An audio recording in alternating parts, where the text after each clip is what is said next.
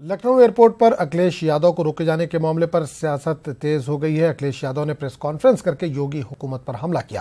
इन्होंने योगी हुकूमत की नीयत पर सवाल उठाया। अखिलेश ने कहा कि इन्हें बगैर किसी तहरीरी हुक्मनामे के एयरपोर्ट पर रोका गया। इन्होंने मजीद कहा कि इससे अंदाजा लगाया जा सकता है कि हुकूमत एक स्टूडेंट लीडर से कितनी खौफ है। अखिलेश यादव इलाहाबाद यूनिवर्सिटी में एक प्रोग्राम में शिरकत करने जा रहे थे। इलाहाबाद यूनिवर्सिटी के छात्रों के बीच में अपनी बात रखनी थी। इलाहाबाद यूनिवर्सिटी के छात्रों और छात्र संघ के अध्यक्ष जो अभी हाल में ही चुने गए थे, उदय यादव,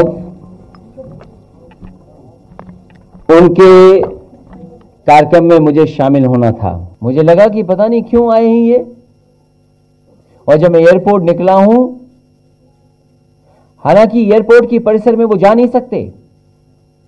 उत्तर प्रदेश की पुलिस एयरपोर्ट के परिसर में नहीं जा सकती, क्योंकि एयरपोर्ट की परिसर की सुरक्षा और उसका इंतजाम करने की जिम्मेदारी दूसरी फोर्स के पास है। लेकिन उसके बावजूद भी सरकार की ताकत देखो आप।